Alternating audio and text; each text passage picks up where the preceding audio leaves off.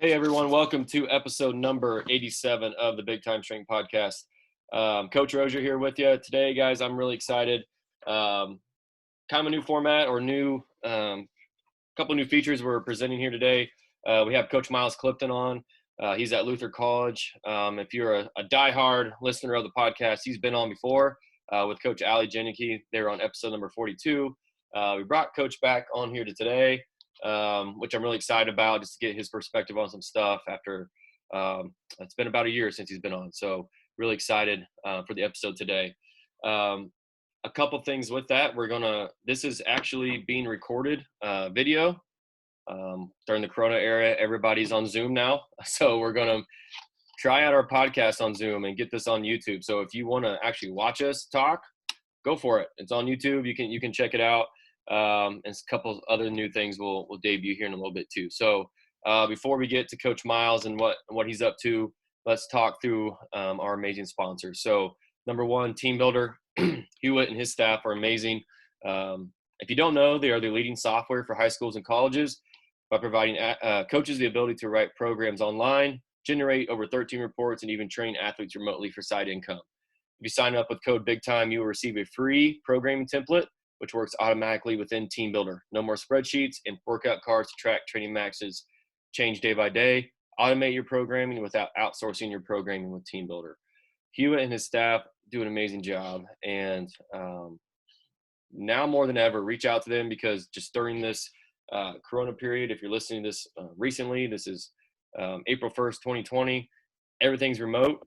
And I just actually recorded a little tutorial for our coaches today to where they can get on there and access their athletes. It's been money for us. So check out TeamBuildr and their staff. They do a tremendous job. Our second sponsor is PowerLift. PowerLift is the leading manufacturer and distributor of heavy-duty strength training equipment for collegiate and high school athletic performance coaches around the world. PowerLift brings over 20 years of experience to the strength conditioning world. All products are manufactured in their state-of-the-art facility in Jefferson, Iowa. They're proud to support all coaches making the big time where they're at. Again, PowerLift, amazing company as well. They're one of the leading manufacturers in our industry. Really, really grateful that they came on as a sponsor. Check them out. Mike Richardson and the TeamBuildr contact info as well, you can find in our show notes. So, all right, guys, getting to today's episode, let's welcome Coach Miles Clifton. With that, I'm going to turn it over to Miles. Again, episode number 42, he was on, and he gave a really extensive background of kind of his journey so far. So I'm going to ask him to do that again today. He could probably keep it a little bit shorter just because, again, it's already been said once. But just for if you have not listened to that, Miles, why don't you go ahead and give us a little bit of context of what you've done so far and where you're at right now. Yeah, awesome. Thanks for having me back on, Gage. So, yeah, like I said, just briefly, I guess, since I kind of went through all this once, and I'm sure everybody out there has listened to every episode of this podcast, so they're probably caught up on it. But so right now I'm at Luther College here in Decorah, Iowa. I'm the assistant director of athletic performance and the head of football performance. One of two staff members on staff here. Coach Ali Jenicky is the director of our department, and it's just the two of us working with 19 sports. About 400 athletes, I think, something like that. So we stay pretty busy, like I'm sure a lot of other listeners of this show, if they're small school strength coaches, they know that grind, I guess. So one of your favorite buzzwords there. So figure we throw that in a little bit. But as far as my background, originally was actually, kind of a unique journey into strength and conditioning.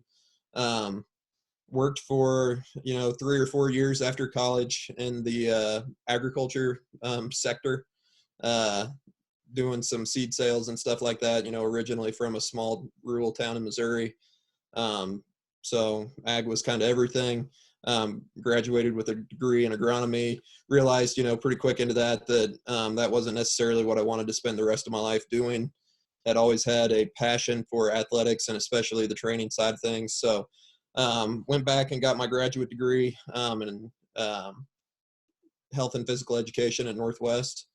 Did my GA work with you at William Jewell, and also did a couple intern stints one at Northwest with Joe Quinlan and his staff, and then another at Harvard University with Coach Frazier and Coach Mullen and the rest of that staff out there. So been here at Luther for about a year in this position. And yeah, it's been great so far. Love it up here in Decorah. Awesome. Well, we'll get into some discussion questions, which, again, Miles has been on before, so we're going to go maybe off the script a little bit. If you're a longtime listener, you know some of the stuff we talk about. So we're getting some new stuff today, which is exciting. But before that, I do want to introduce a new segment we're going to do. It's called What You Drinking. So this is, I'll start off. If you're online, I'll give you, this is my go-to whiskey cup. Yeah, you can't see it. It's a quote by John Wayne. It's called, "I'm here to kick ass and drink whiskey, and I'm about out of whiskey." So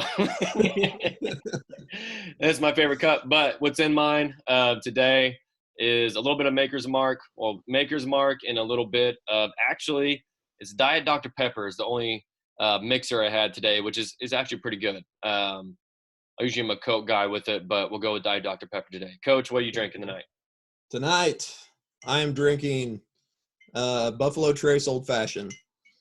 So that's money right there. Yeah, making some fancy cocktails up in here. So that's how you do in Decorah, Iowa. That's what absolutely, dude. We drink craft beer and good whiskey. So Buffalo Trace is good. So we'll throw that segment out every once in a while for the guests who want to participate. Originally, this podcast was scheduled for 7 a.m. We moved it to 7 p.m. in the spirit of not being alcoholics. So moving on with that.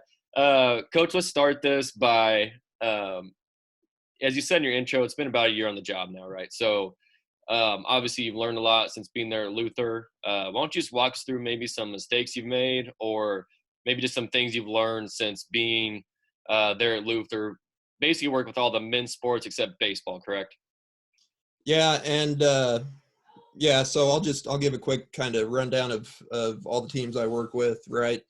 So like you said, we're kind of split right down the middle. Coach Jay works with pretty much all of our most of our female teams: volleyball, women's basketball, women's soccer, softball, and then she's in charge of baseball. But just kind of the way our schedule works out, I work quite a bit with baseball as well. I'm usually leading them once or twice a week, assistant on some other days. So work pretty closely with those guys as well. But I'm in charge of football, men's basketball, men's soccer, wrestling, track and field, women's golf, and we're pretty fortunate. We have a really large intern pool. We've got, actually, I think right before the semester abruptly ended, we were at kind of a high for us of about 15 interns. And so we've got some kids, that have been athletes with us for a few years that are interning now, that know the way we operate. And, some of them have been interning for a couple of years. And so we'll let some of them lead some teams as well. So like women's golf, cross country, swim and dive, tennis, a few of those teams, because we can only train teams for about 2 hours in the morning and 2 to 3 hours in the afternoon. Kind of have to double up a lot. So while Coach Jay and I may be leading another team in the room, a lot of times we'll have an intern leading those teams, and then Coach Jay and I are kind of bouncing back and forth in between. So we're really fortunate just from a scheduling standpoint. We don't have to be around till 7 or 8 at night because we've got some really good interns that we trust to lead some of those teams. So, there's a handful of teams that I write programs for, but we kind of let the interns run with them a little bit and make some of that stuff their own. So just something that's pretty cool that we're able to do up here, and pretty fortunate to have that kind of staffing. So as far as, first year on the job, I was super fortunate. The position that I stepped into, Coach Janicki was in this position for, 2.5 years, I think, before I got here. And Coach Jeff Jones, you guys just had him on the podcast, an episode or two ago, left for Appalachian State, was out there for a year, and is now back at Fairfield High School here in Iowa. But he established a phenomenal program here at Luther. And so when I got here, I was already stepping into a really well-established program, had a lot of buy-in from the coaching staff, the athletes, and was kind of stepping into a well-oiled machine. So for me, it was not necessarily having to spend a lot of time establishing, a culture that I want, or kind of my way of doing things. I was just stepping into a program, and I just kind of had to play catch up a little bit. And so obviously made plenty of mistakes, through that first year, and I will continue to make plenty of mistakes.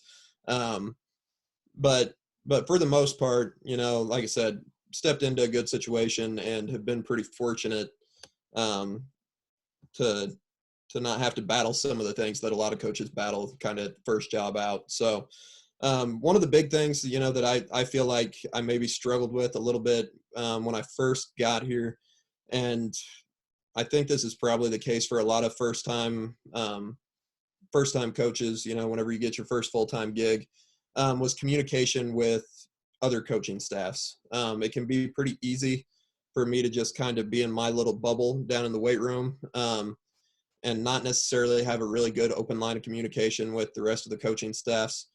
Some are, I do a lot better job of communicating with others than others. I don't know why that is necessarily, if it's just, some staffs are a little more proactive in reaching out to me, where I'm not always having to be the one to kind of take the lead on that stuff, because I don't always do a good job of that. But, we had a few instances, especially in the spring. I stepped in kind of middle of the semester, so there wasn't a lot of time for me to kind of get up to speed. I literally showed up, and see, the first night they drugged me up on the stage at their Norse Awards. It's like their big year-end banquet. They drugged me up on the stage and made me do the school chant in front of all 400 student athletes. So that was day one. And then day two, Coach Jay kind of walked me through and introduced me to all the teams. But by the middle of that week, I was pretty much off and going with my teams, and they were already in the middle of a training cycle. So it was really trial by fire, and I was trying to just kind of keep my head above water, so to speak, with learning athlete names and just trying to get into the flow of the training cycle. I don't think I did a very good job communicating with coaching staffs right off the bat. And that was particularly evident, just one instance. We had a couple football players that were track athletes as well. And, I was in my own little world of thinking, what do I want to do with these guys as far as off-season training, and thinking football only, and was not communicating openly with the track and field staff. And, we made the mistake of kind of relying on our athlete to let us know what was going on out on the track. And, we start seeing some soft tissue stuff pop up with a few of these guys. And I start digging in a little more, and I start finding out that their, main heavy volume sprint day is coming on the back end of my heavy lower body day. I had the guys in either at 6 a.m. or 3 p.m. squatting heavy, split squat heavy, and then they're going out and doing a high volume sprint work on the track later that day. Like, yeah, no wonder we started having some soft tissue stuff popping up.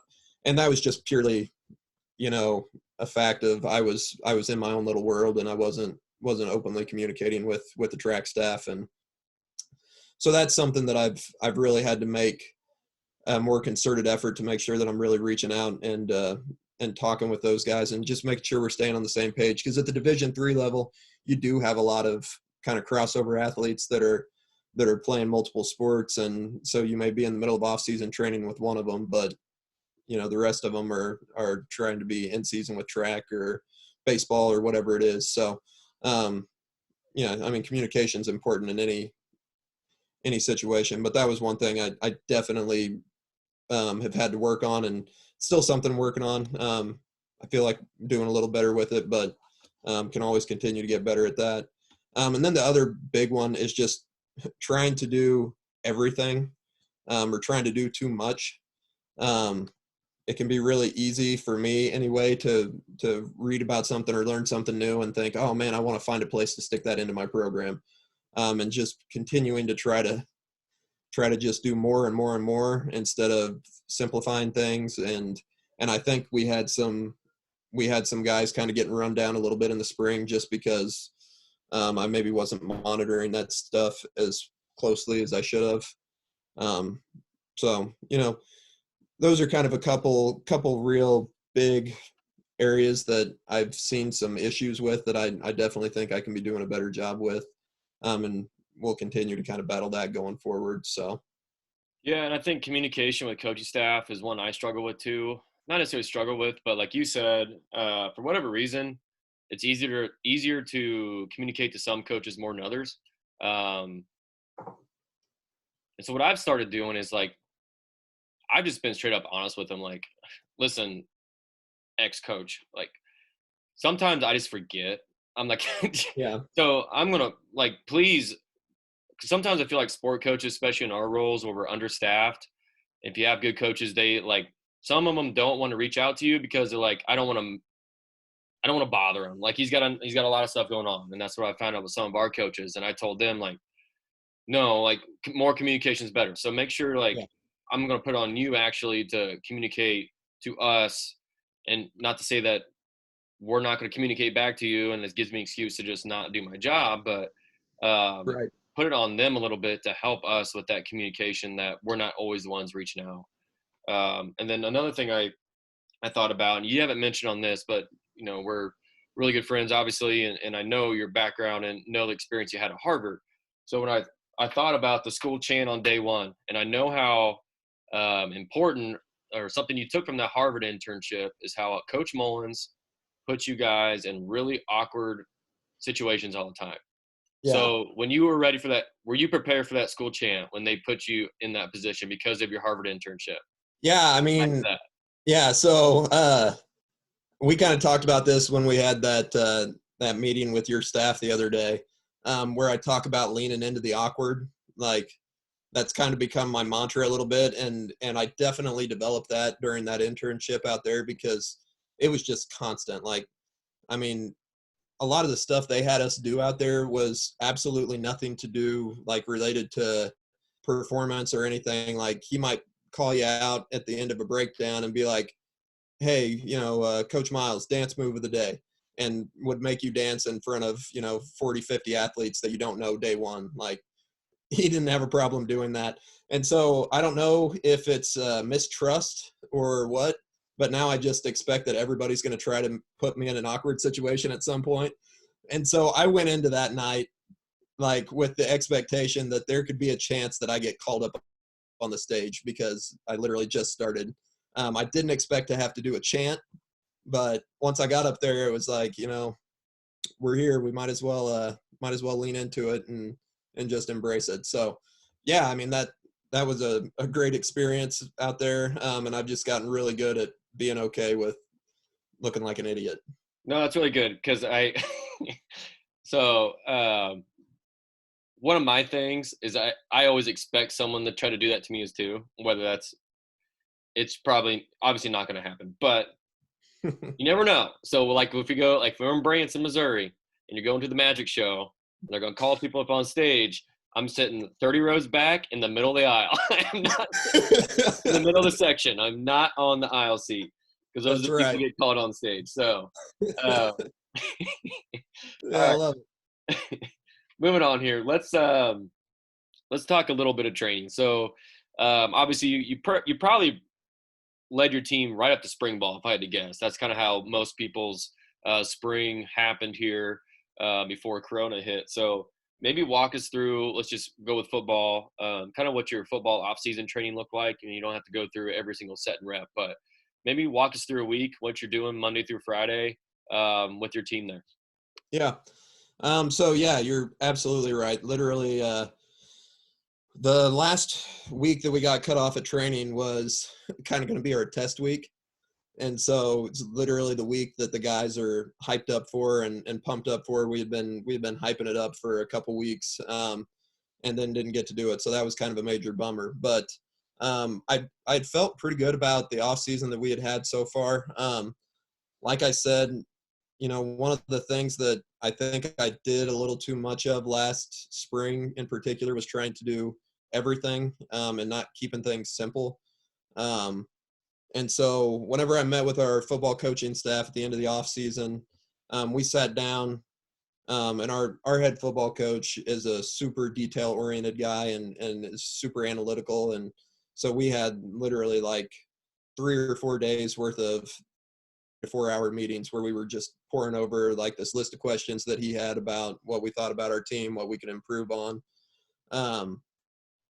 And, like physically, one of the things we really identified, and this comes with, our football team this fall was, we had approximately 80 guys on the roster, but about 50 to 55 of them, actually it's probably higher, probably 55 to 60 of them were freshmen and sophomores, and we only had about 20 to 25 juniors and seniors. So just naturally, with any underclassmen, you're probably coming in undersized. And so just looking across the board, we were undersized by probably 20 pounds at every position. So a big emphasis for us, kind of coming into the off season, was trying to put some weight on these guys. We had a lot of injuries this year that I was scratching my head on. It was a long fall, to be honest with you. It just felt like we had something popping up all the time. And the biggest thing that I could put my finger on, besides it just being one of those years, is we had a lot of contact injuries that maybe just happened because we're getting pushed around because we're, 20 pounds light at every position. So that was a really big emphasis for us going into the off season. And so my first 2 months of training with these guys, we maybe only had 6 exercises that we were doing on a day. We might have 3 supersets. I was trying to keep it really simple, but we were doing a ton of tempos, eccentrics, isos, anything we could do to increase time under tension, and preaching the heck out of nutrition. Kind of took, we only had about a 2-week period, I think, from when the guys came back postseason until they left for winter break. And so during that time, it was basically teach them the winter break lift and spend 15 minutes at the end of every lift talking about some topic on nutrition, just trying to give these guys some ammunition a little bit so that when they were back home and they maybe had better resources as far as food goes, to try to put on some good quality weight over the first couple months of the off season here. So we were doing a 4-day split, kind of 2 upper focus days, 2 lower focus days. The lower focus days, we usually did some kind of, linear speed development on those days. And while we were doing a lot of heavy eccentrics and isos, I knew guys were going to be sore. And so pretty much everything was acceleration based, doing a lot of, 10 to 15 yard sprints, some resisted stuff, some plyos, some stuff like that, just some really base level, nothing too fancy. But we typically lead off every lift with something like that. And then, like I said, our main lower body movement for us is usually some kind of split squat variation. And so we were doing, 5-6 second eccentrics, isos, stuff like that. Main upper body day would be a bench press. Again, tempoed. On our secondary upper body day, it was really just a bro sesh day. A lot of higher rep, kind of lower weight. Just let the guys get a little bit of a pump.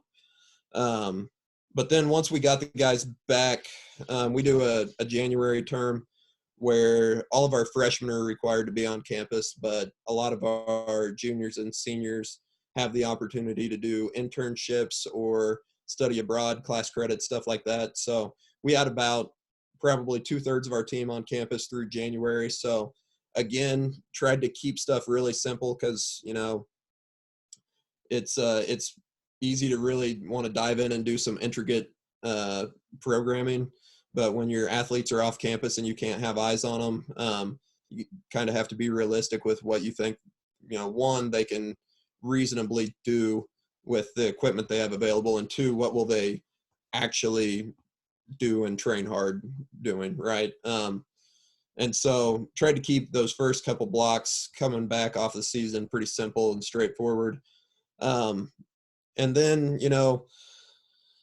moving forward from there, our next 2, 6 to 8 weeks was really kind of heavy strength focus. All of our main movements, we were pretty much staying anywhere from about probably 2 to 4 reps on most of our main movements, getting heavy, and starting to, and I tried to put a big focus on our speed development too. Yes, we wanted to put some good quality weight on these guys, but we can't afford to be getting slower in the process. I think if you lean a little too heavy on the barbell and not enough on the speed work, that can happen pretty quick. So, we continued with a 4-day-a-week lift, but, 3 days a week, we were doing some type of speed development. We had like 2 linear days and kind of 1 multi-direction agility-based day. And then on our 4th day, mixed in something, for lack of a better term, I called it a coordination circuit. But another area that I saw a lot of us getting injuries with was just when we were interacting with the ground. A lot of AC sprains, broken bones, just kind of freak injuries that I thought, maybe if we get caught in an awkward situation and we're a little more coordinated and we know how to interact with the ground, maybe some of that stuff doesn't happen. I don't know. I was kind of just trying to find any solutions I possibly could for some of those situations. So coordination circuits looked like, some altitude drops, some kind of landing mechanic drill, some hurdle hops. We were doing some kind of bear crawl variation, whether it was, linear, lateral, mixing some of that stuff in, just some basic running mechanics, some A skips, A marches, A runs. And then we did some tumbling.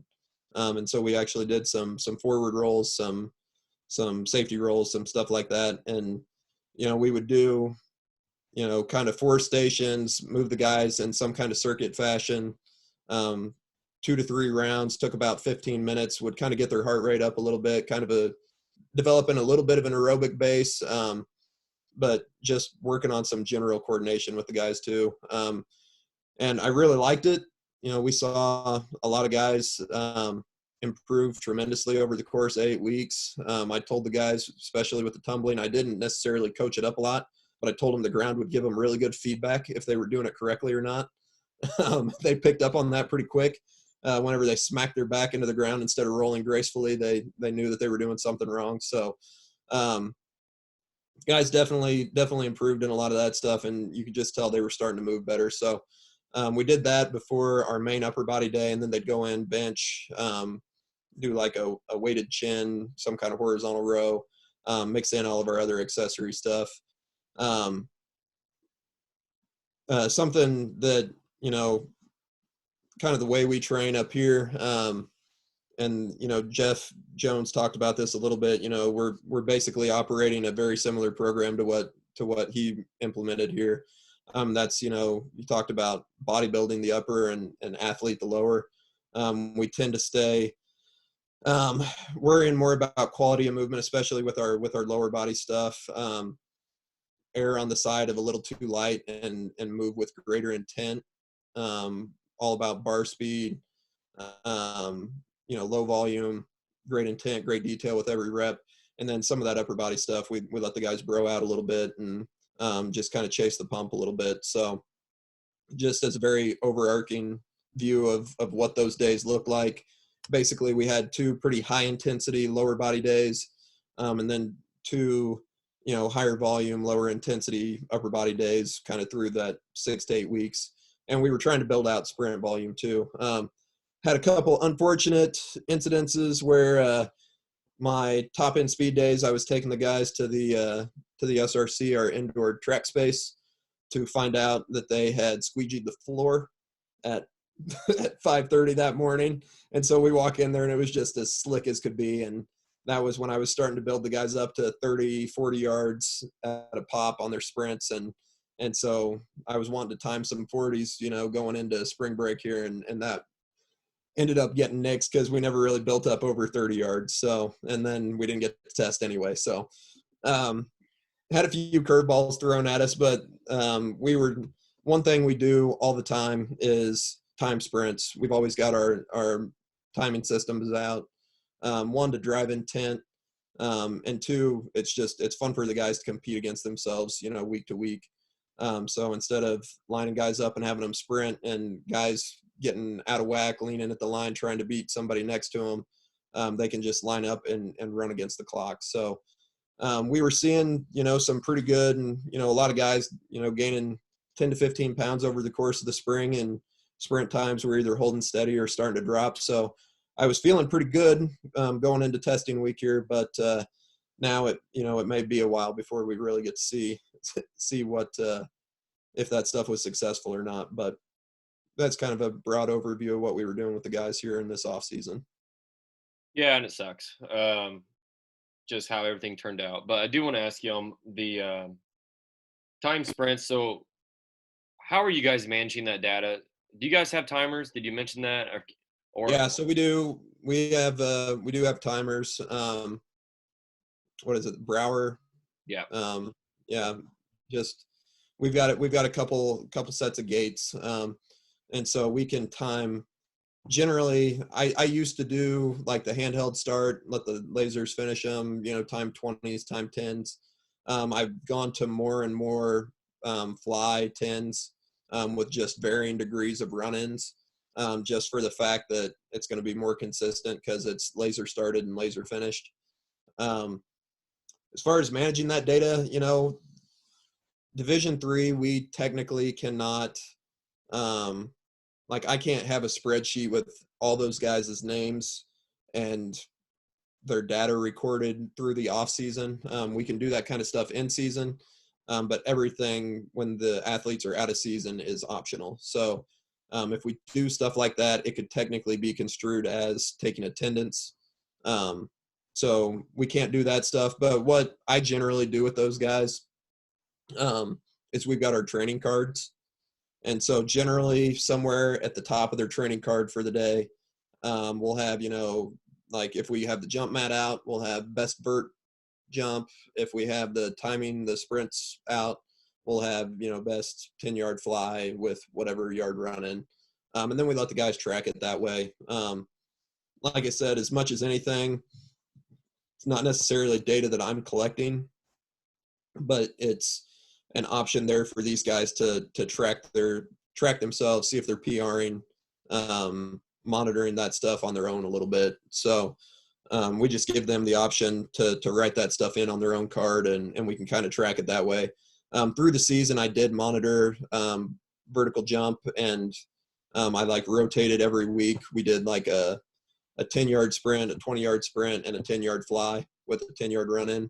And we just cycled that through the season just to kind of monitor the guys to see if we were starting to see guys really trail off, getting slower, or if we were still gaining speed through the season.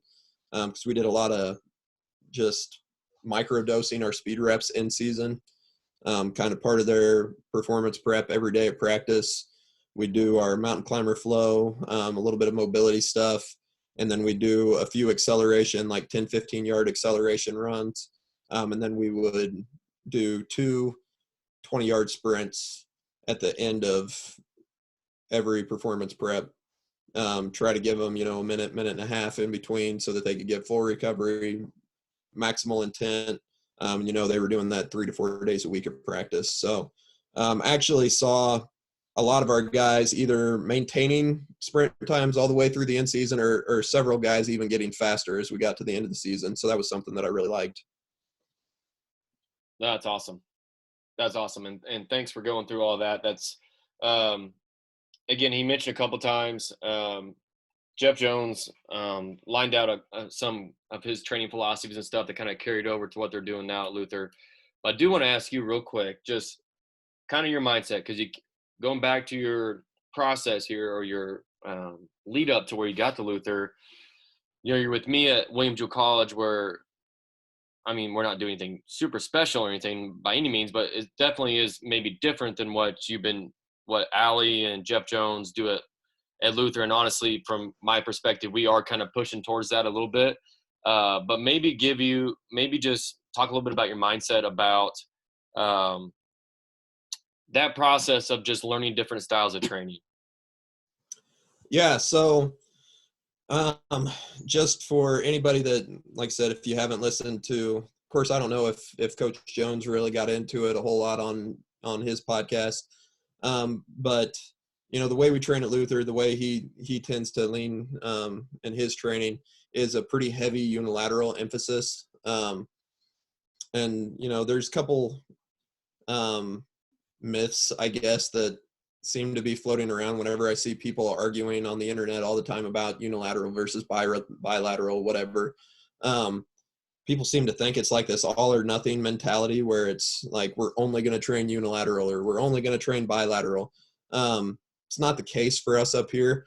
Our main lower body movement is always a unilateral variation. Bilateral deficit research, you can dig into that. I'm sure any strength coaches that have been around for any time at all have listened to Mike Boyle, his death to the back squat, all that stuff. Bilateral deficit, there's a lot of research out there that proves that you can argue one way or the other, how much the back leg helps in a split squat or a rear foot elevated split squat variation. But I think anybody that's actually trained that way for an extended period of time can just anecdotally tell you that you can lift more weight on an individual leg than you can, right, the sum of the two legs. I can rear foot elevated split squat in a front rack position, 225 for several easy reps, where the best back squat that I've ever back squatted is like 410 pounds. And that's a pretty modest example. There's a lot more extreme examples out there of people who've been training in that manner for a lot longer. I can just say, me personally training that way, I hit a lifetime PR on my vert just a couple weeks ago. Haven't back squatted in months, and have back squatted very sparingly since I got up here. Have kind of moved to that more unilateral focus, and just generally speaking, I feel better. I feel faster. I feel more explosive. I think it's a safer way to train the lower body heavy. You're sparing your spine a little bit because you're using less load, but you can overload a single leg more. That was something that was tough for me when I first got here, because I do love the feel of a heavy barbell on my back. I enjoy back squatting. I enjoy front squatting. I like putting, 3 or 4 plates on the bar and trying to take it for a ride. But I thought that I would miss it more than I do now that I've been in it for a year and watched our athletes train. I thought we might be missing something from having, kind of a max out squat day. I'll just say, like, the intensity in the room can be just as high for a split squat variation with these guys as it can with a back squat. Like, just because it's a different movement variation doesn't mean that the guys still can't train it hard, train it heavy. And just generally speaking, we don't see a lot of new low back issues develop with guys through that we do trap bar deadlift. I try to preach at the guys a lot. That's kind of our main bilateral lower body movement. Really like it, one, because it's very flexible for people with different body types. You got long limbs, short torso, or long torso, short limbs. It allows you to get into a good back position where you can still train the lower body heavy on 2 legs. I do try to really preach at our guys to err on the side of being lighter with that movement, and really locking in their technique, because it is one where we can start to see, if you're not locked in, dialed in, you can start to get some back issues with a deadlift. So I would say most of the year I probably train that a little more sub max and a little more for power. But there will be times during the year where we train that really heavy too, and let the guys work up to some heavy doubles and singles.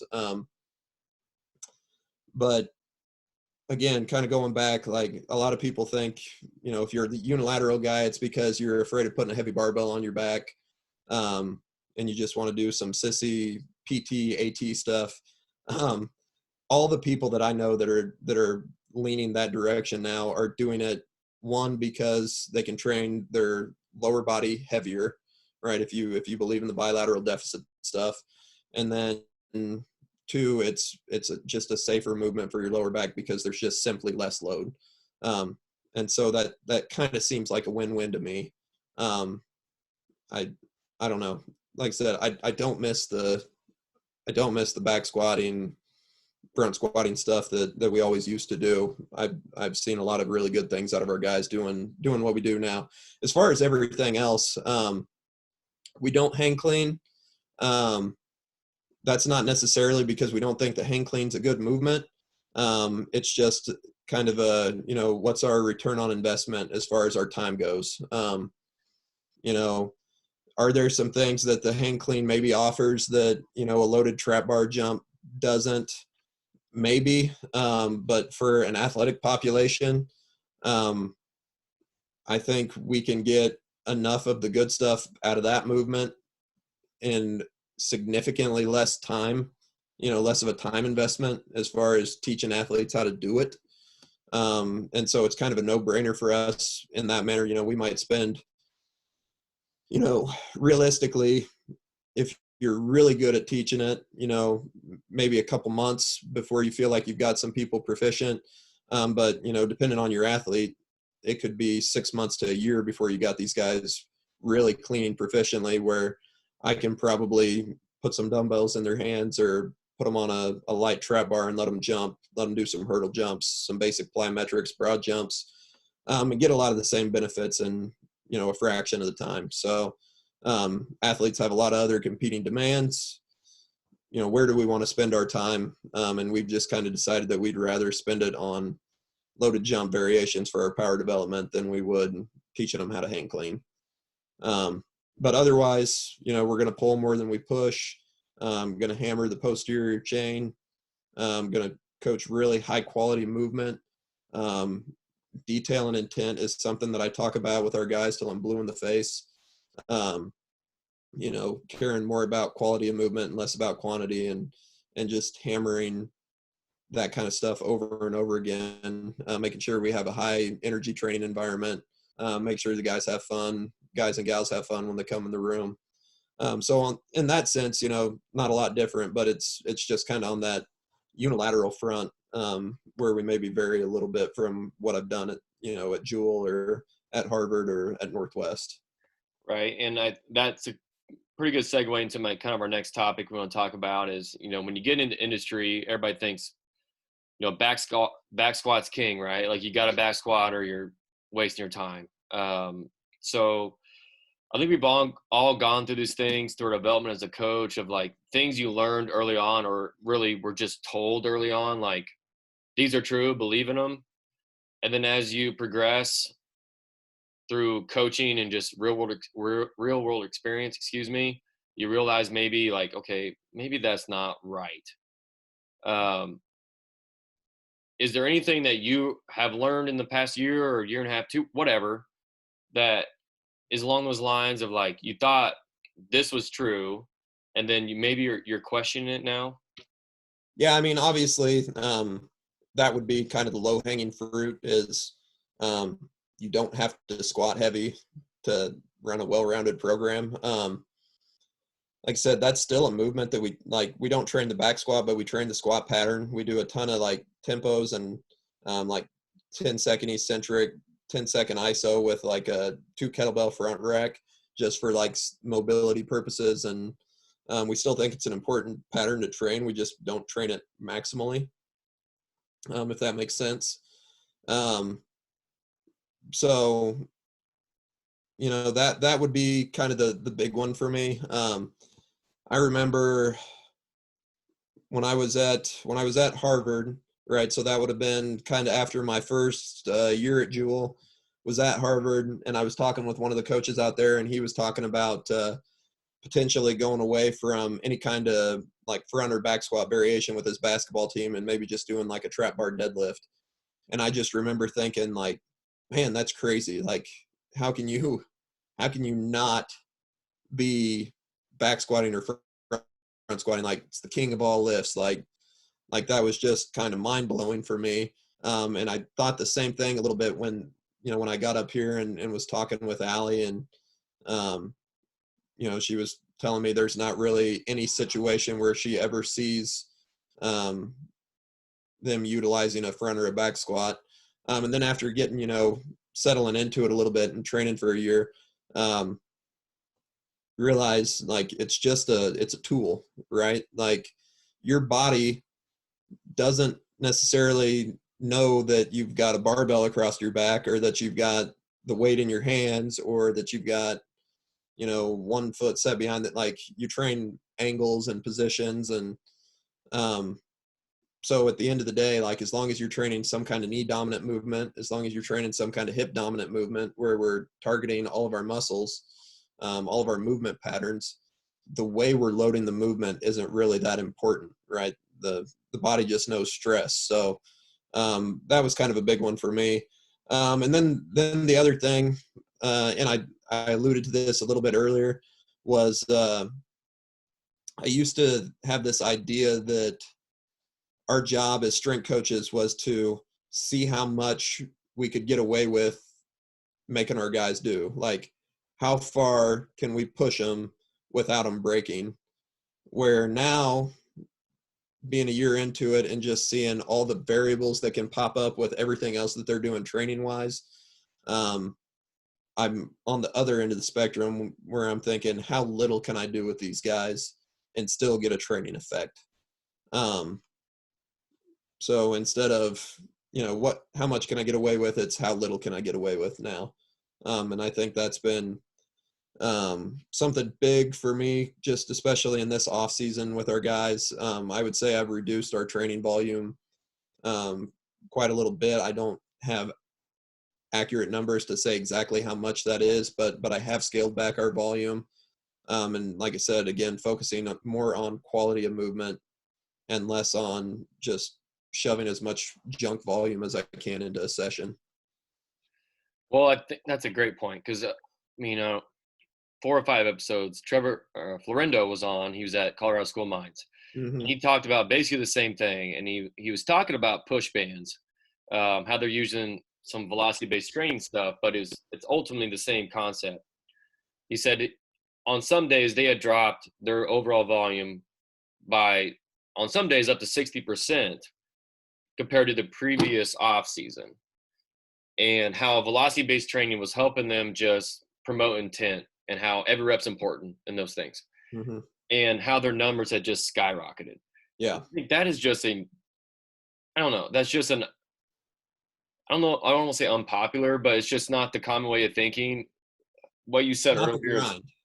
it's not the grind. Exactly. And that's how far can we push them without breaking them is probably the norm, I would say, with probably most coaches. And I fall into that category, certainly at some times as well. I think we all do. But I think a key to that too, you mentioned earlier, is your coaches as well, is I imagine that to do that effectively, your sport coaches have to be bought into that. And it's our job as well to educate them on why you're doing it this way. Because most sport coaches, if I had to guess, would be like, bury him into the ground. Yep. More is better all the time, bury him. And then you're going with this minimum approach. The coach has got to buy into it. If the coaches buy into it, it's easy for the athletes to buy into it. Is that what you've seen at Luther? Yeah. So like I said, we've been really fortunate. Like I said, I stepped into a really good situation where Coach Jones and Coach Jay had, 2 to 3 years where they had kind of established their program. And I know just the way they trained in the start rubbed, the coaching norm, rubbed some of these guys a little bit wrong. But really quickly they saw their athletes getting faster and being healthier. And so the minute you start to see results like that, people bought in pretty quick. And we're really fortunate here at Luther that we've got a lot of progressive minded coaches where they're not afraid to go against the norm. our football staff, our football coach is very proactive in making sure that we're doing everything we can to keep our guys healthy. We don't necessarily have to be running 300-yard shuttles when we come into fall camp just to see if we can bury these guys in a really non-sport specific manner, just for mental toughness or to see if they've been doing stuff over the summer.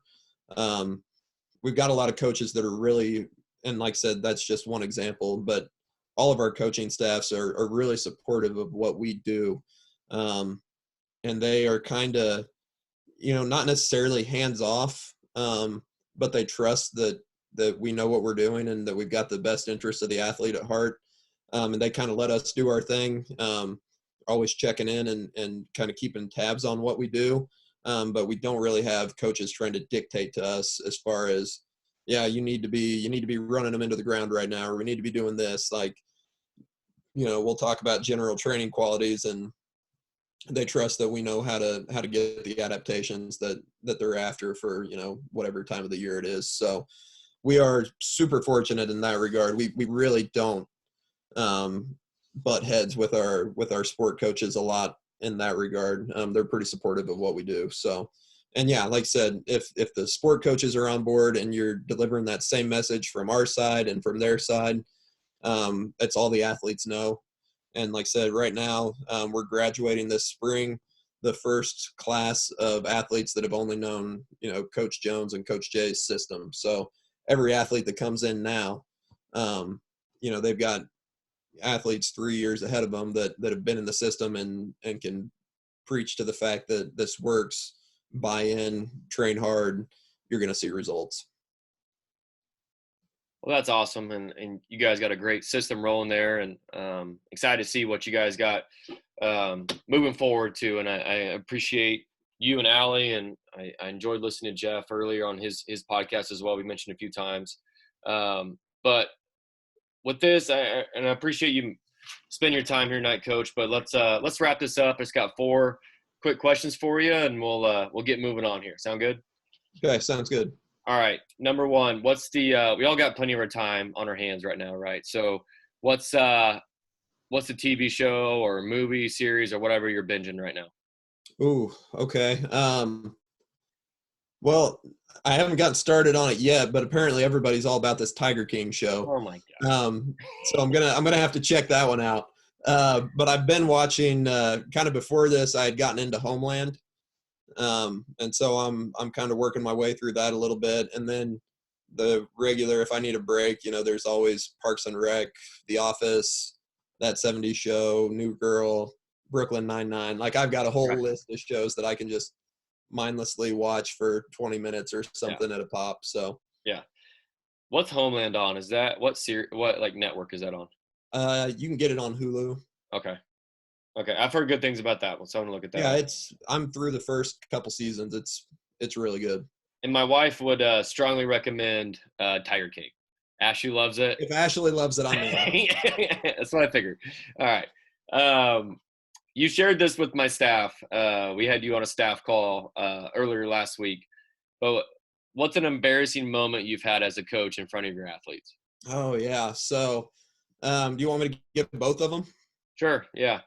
Yeah, let's do both. Okay, so first one, and this is one that I think most athletic performance strength coaches can probably relate to. When you're yelling at the top of your lungs all the time, at some point, your voice is going to cut out.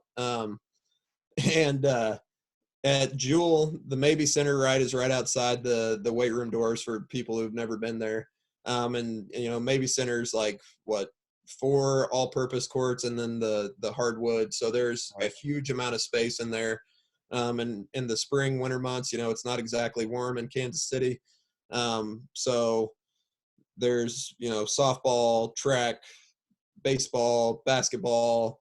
We're trying to run speed groups, whatever, out on the court. So there's, a couple hundred athletes at any given time running around in the Maybe Center.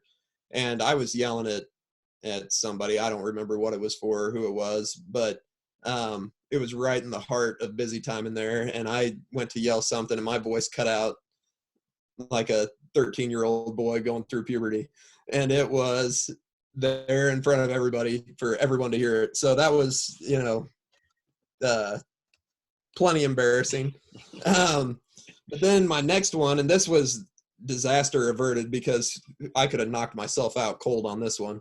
But I was demoing like a med ball deadlift throw or a med ball scoop toss for height for our men's soccer team at Jewell. And I tossed that med ball up in the air, and then I took a step forward just to continue talking to the guys. And that med ball did not track like I thought it was going to.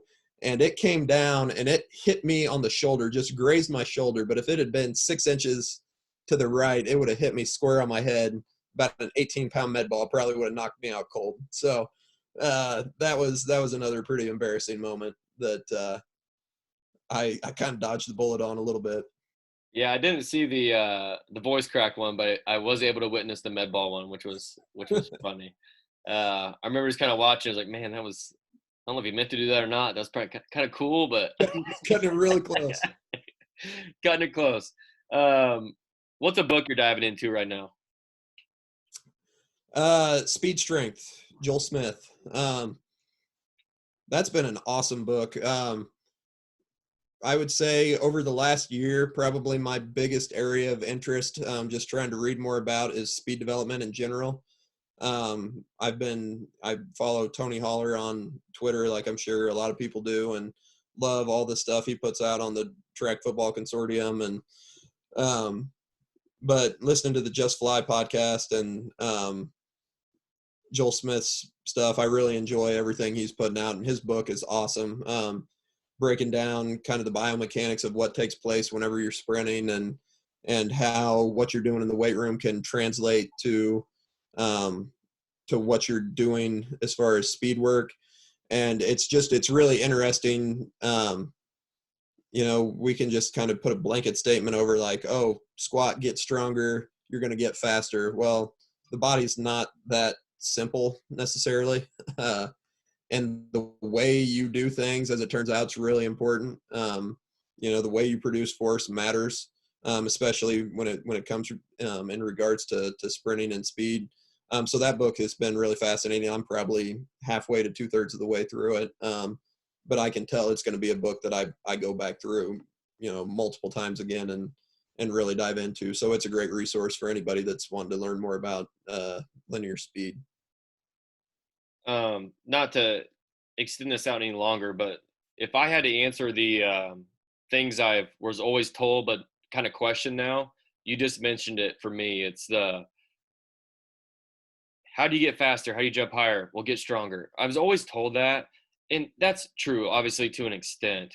It's true for people who've never trained. Right. So it took me a long time to figure out, like, it's not true. Yeah. Why do we keep saying that? Like, yeah. It's true to an extent, obviously, to a point, but like at some point, it's not true anymore. Right. It's not worth the training energy that you put into it to try to eke out more on a squat or more on bench. Like, why the hell does anybody ever need to try to eke out more on a bench? Like as far as being an athlete, like, it's not what wins out on the field. Like, let's try to do things that transfer a little bit more. Yeah, absolutely. All right, last one. Small school coach who you think does a great job deserves a shout out. Ooh, okay. Yeah, gosh. I mean, pretty much everybody that I know that's at a small school has been on this podcast at some point. So we'll go back. This is somebody, obviously that's been talked about a lot on your podcast, but Joe Quinlan at Northwest. The more I get out and see how other programs operate, he was my first intern experience there at Northwest. I just appreciate more and more the attention to detail that Joe puts into everything that he does. Like, as something as mundane or as simple as like the way you set up the room and the way you transition in between exercises. He was always super critical and detailed with the way we set that stuff up as interns, because it mattered for the flow of the room and making sure that he had the training environment that he wanted. So I really appreciate everything that Joe did as far as trying to create a really good training environment, but then the way he invests in his athletes and his coaches. Like, he's just a great human being, great guy to be around. So, another shout out for Joe Q. Yeah, no doubt. And I'm sure people are starting to wonder by this point, if you've been listening a while, like, why hasn't Joe Quinlan ever been on the podcast? He'll be on soon. We're working it out. We've waited a while on purpose for it. So It's the one everybody's been waiting for. That's right. That's probably going to be our number 100 episode or something, make it special. So there we go. All right, man. Yeah, appreciate it. Again, if you want to hear more from Coach Miles, episode number 42 with Coach Allie, he's mentioned a couple times in here. She does a fantastic job. But man, just keep grinding away up there at Luther. We all know this is a crazy time for everybody during this Corona period, but stay sane. Let us know any more good TV shows you're watching. But got them, man. I got lots of them. So yeah, I'm trying to watch like six of them at one time right now. It's not working out great for me right now. So, but anyway, man, appreciate you coming on, and we'll talk to you soon. Yeah, thanks for having me.